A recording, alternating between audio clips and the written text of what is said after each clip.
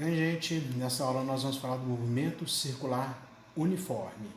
E esse movimento circular é aquele movimento que nós temos em curvas. Ele vai ser uma parte uniformemente variada e a outra parte uniforme.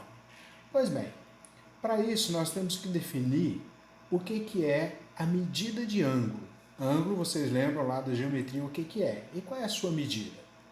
A medida mais comum que nós temos é o grau, e o grau é simplesmente definido como 1/60 da volta de circunferência, e a outra medida que nós iremos utilizar muito é o radiano.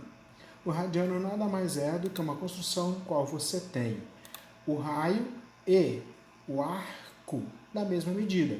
Quando você tem isso, esse ângulo é um radiano. Agora, com isso, nós temos agora que entender o que é o espaço angular e o que é o deslocamento angular. Lembra lá atrás do que era o espaço linear, ou simplesmente espaço. Era a distância que o objeto estava ao longo de sua trajetória, da origem dessa trajetória. Aqui a ideia é a mesma. Se eu considerar esta aqui como sendo uma reta de referência, esse aqui a origem, o ponto O, então neste tempo, no tempo inicial, o móvel está nesta posição. Então ele está com um certo ângulo, ou seja, ele está com um certo espaço angular.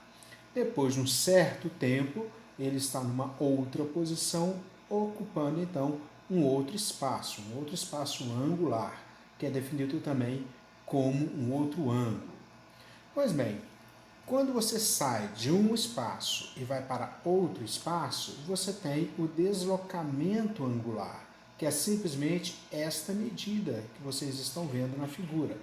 Esta medida sobre o arco e nós temos esta medida em ângulo.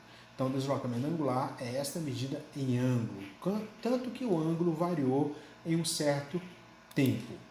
Então, como é que nós podemos calcular as duas coisas matematicamente, ou seja, o espaço angular? Como nós podemos obter? Simplesmente dividindo o arco inicial pelo raio. Aí você tem um espaço angular. A variação do espaço, do deslocamento angular, nada mais é do que o espaço percorrido pelo móvel ao longo da trajetória circular pelo raio dessa trajetória. Quando você tem deslocamento, se esse deslocamento acontece no tempo, nós temos a velocidade. Esta velocidade angular, ela pode ser tanto a média quanto a instantânea. Cabe o mesmo raciocínio das velocidades médias e instantâneas lá atrás que vocês aprenderam na velocidade linear. Para calcular a velocidade angular, nós simplesmente pegaremos a velocidade média e dividiremos pelo raio. Matematicamente é dessa forma que nós temos. Então, como é que nós podemos ter então a velocidade instantânea?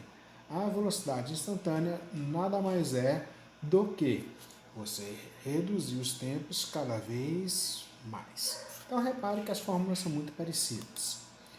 Então, qual é a relação entre a velocidade linear e a velocidade angular? Então, aqui nós temos a definição da velocidade média, variação da posição sobre o tempo. E o deslocamento linear, que é a variação da posição sobre o raio. Então, quando você junta essas duas, repare que as duas equações têm a variação da posição nas suas equações. Então, nós teremos aqui que a velocidade média nada mais é do que o produto do raio com o deslocamento linear sobre o tempo.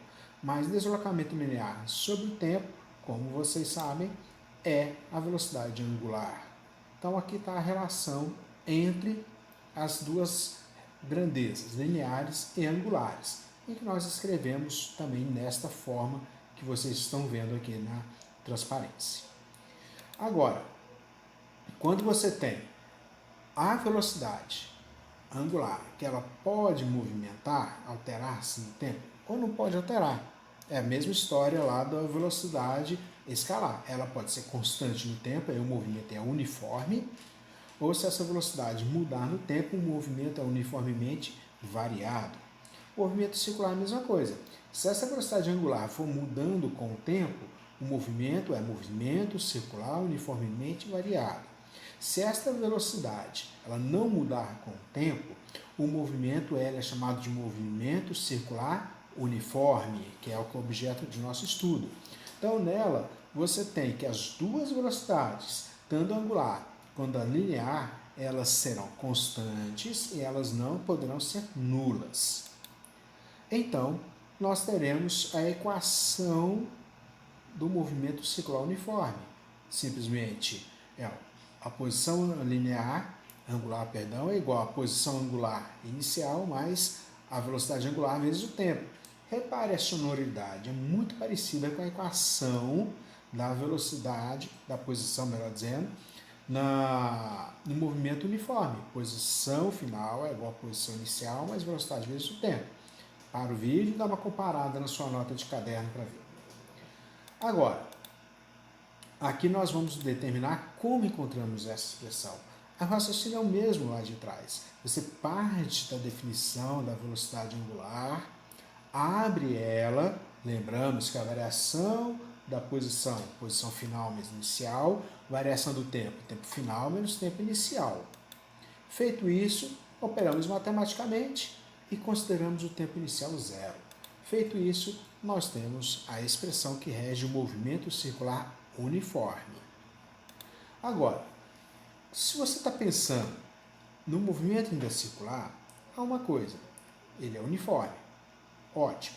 Então significa que a velocidade angular não muda. Então é só pegar esse ponto, onde vocês estão vendo. Ele vai percorrer esse trajeto, essa circunferência e vai voltar no mesmo ponto. Quando isso acontece, nós temos um ciclo, ou seja, quando ele sai de um lugar, percorre toda a trajetória circular e retorna ao mesmo ponto. Ciclo. Isso é chamado de ciclo. Então, ele gasta um certo tempo para percorrer essa distância. Esse tempo que ele vai demorar para sair de um ponto e percorrer toda a trajetória e chegar ao mesmo ponto é chamado de período. O período nada mais é do que esse tempo. E o que é a frequência? A frequência é uma contagem. É uma contagem no tempo de quantas vezes um ponto ele passará pela mesma posição em um certo intervalo de tempo. Então, nós temos a frequência. E é importante que nós temos duas unidades muito comuns.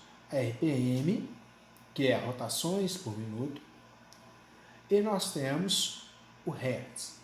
A unidade padrão de frequência no SI é Hertz. Então, nós temos aqui uma pequena relação de conversão, uma regra de 3, que vai para de RPM para Hertz. Tem exercício que vai aparecer RPM. Então, lembre-se, você vai usar essa relação. E frequência e período. As duas grandezas estão intimamente relacionadas. Um é o inverso do outro, como você pode observar aqui. Então, o período é o inverso da frequência, ou você pode falar que a frequência é o inverso do período.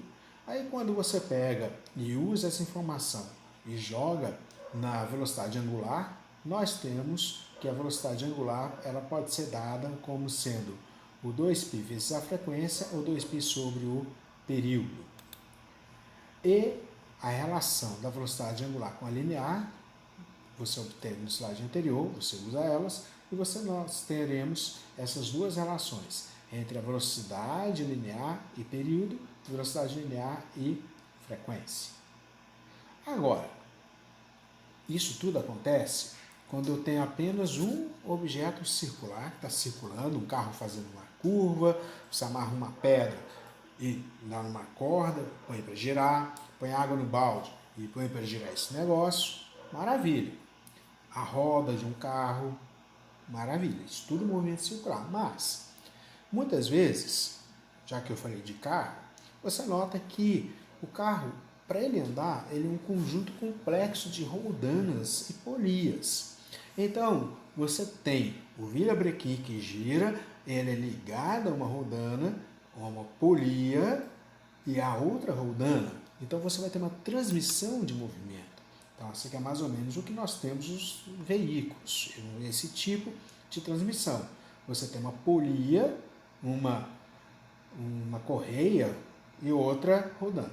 Então, roldana, roldana, e uma correia polia entre eles. Quando isso acontece, repare que todos os pontos eles têm a mesma velocidade, porque não pode deslizar, não haverá deslizamento entre nenhum componente aqui.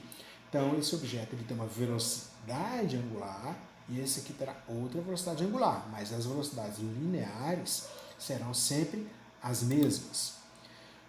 Uma outra forma é você ter, quando você tem engrenagens, uma colocada na outra, uma gira em um sentido, outra gira em sentido oposto. Então você tem também uma engrenagem que tem uma velocidade angular diferente de outra engrenagem, se elas tiverem raios diferentes. Se tiverem raios iguais, a velocidade é a mesma. Então, como não há deslizamento, a velocidade linear é a mesma nas duas. Então, nós temos essa informação. E também podemos relacionar, já nesse tipo de configuração, o raio com a frequência.